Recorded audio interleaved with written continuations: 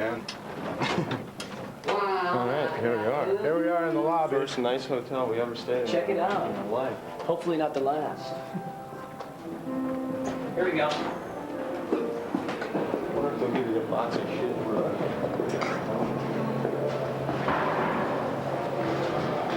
Skid Row. Okay, now what? This is it. What do I do now? Nice, isn't it? Look at this. This could be potentially dangerous.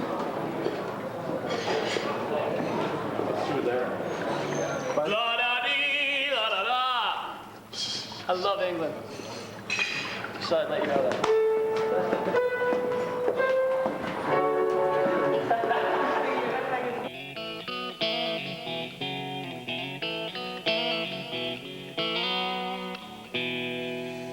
Well, outside my window, there's a whole lot of trouble coming. The cartoon killers and the rank of the clones. Static heels kicking a rhythm of social circumcision. I can't close the closet on a shoebox full of bones.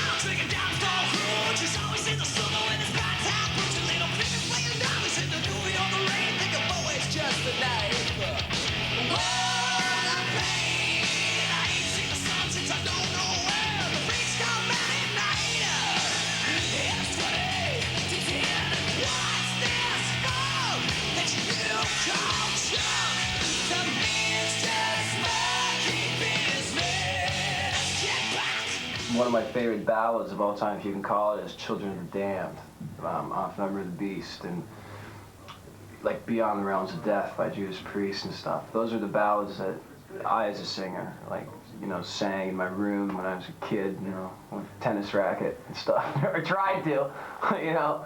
Didn't really have the pipes when I was 13, but yeah, those, you know, really heavy ballads and not lyrically all about how lonely it is to be on the road when you're playing in front of 40,000 people a night. You know, it's kind of an ironic thing.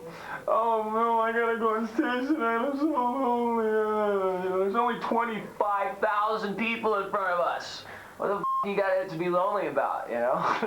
So the subjects that are lyrically, you know, in these ballads are totally different than what we did on the first record. And, you know, I think it's more fun to do something that surprises people instead of exactly what they expect.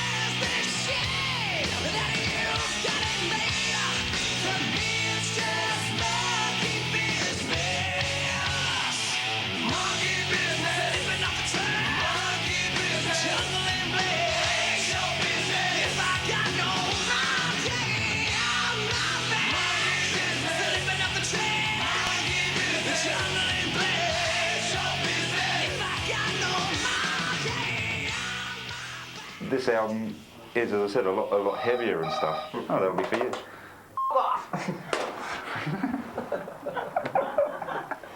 Yeah, it's heavier. I mean, we didn't sit there and say, okay, let's just make a heavy album for the sake of... Hold on. Now! And we didn't just do it just for the sake of doing a heavier record. I mean, it's everything that came out naturally, just like the first one was at that time. You know, we didn't write I Remember You because ballads were big. We wrote it because that's what we felt like writing. Yeah. So that's the same approach we took on this record as well. But it's funny, like, I mean, if you only have one record out, if that's all you have to say in your whole musical career, then you know, you must have air for brains, you know. I mean, if that's all you got, those kind of songs, this type of music, every single record, well, is the point of that, you know? Like, look at bands like Aerosmith, that like reinvent themselves with each record, or, you know, even Motley Crue or something. Like, Queensryche, every record sounds different. Yeah, it's That's like, cool. That's really yeah. cool. And you're always going, man, I wonder what they're gonna do next, you know, there's like a little danger. Our next record could be all banjo or something, you know, who knows?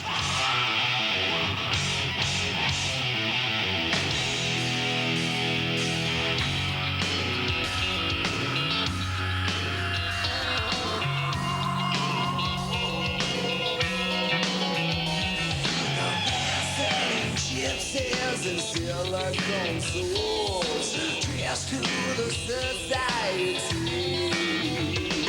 The hypocrite heartbeat and cheap alibis. Did you sort of have any sort of regrets at perhaps opening the door to all these bubblegum bullshit bands? If we opened them, we're closing them this year. That's for sure. It's a revolving mother. Yeah. No, there's nothing wrong. Like, we love our first record. You know, I was 19 when I sang that record, and I wasn't as focused. I don't think the band was as focused as we are now, as far as, you know, when we play a song like Sweet Little Sister live, or Peace and Me, or Big Guns, or, you know, any of the ones off the new record. It's a lot different vibe than, say, I Can't Stand the Heartache, or the poppier side. Like, we don't even do that song anymore, because it's, you know, it's like a younger, like kind of a young, you know, it just doesn't feel right now. You know, at the time it did. Yeah. And maybe next year we'll go, holy shit, man. You know, that's a, you know, we'll do it. I don't know. It's like when you do your first record, you don't know where the boundaries are, and I don't mean boundaries that you stay inside. It's the boundaries that you want to step over. Yeah. And that's when you do your first record. You're just like in a studio, and you're like, oh my god, I'm working in the. I'm making a record. Woo! It's not another demo, you know, Yeah. and you just keep doing it. So, I mean, we're proud of shit of the first record.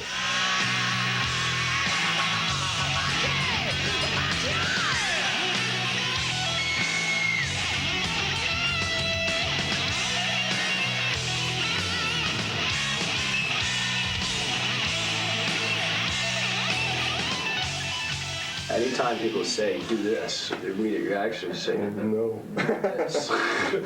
You know, that's the energy of rock and roll and the bands that we were influenced by. Like, you know, if you say you're influenced by Howling Wolf and Paganini, like some of these people, you're influenced by Van Halen, man. Shut up, you know. Don't try to be pretentious. And, yes, I'm a bluesman at the age of 17. You know? You know, sorry, we're influenced by Motorhead and, you know, Cheap Trick. You know, excuse us, you know.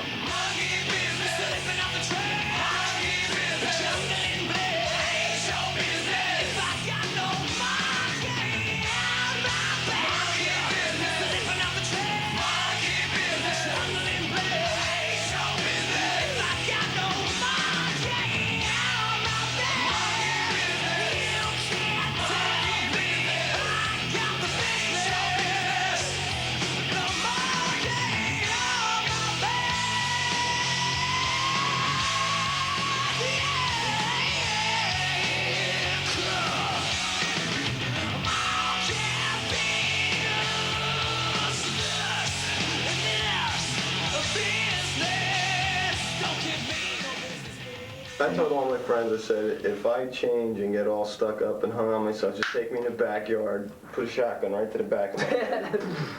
You know, I don't think any of us had any serious lifestyle overhauls or anything. No, we were long before we made it. Yeah, absolutely. But, I mean, we got houses, we got cars, but, I mean, you know, I ain't gonna say that we hate the money, because, you know. Yeah, that's not, You know, that would be a total lie. But, I mean, we all live within, you know, 20 minutes of each other. It's not like one guy moved to LA, another guy moved to Paris, you know. I'm moving to Paris. I'm moving to LA.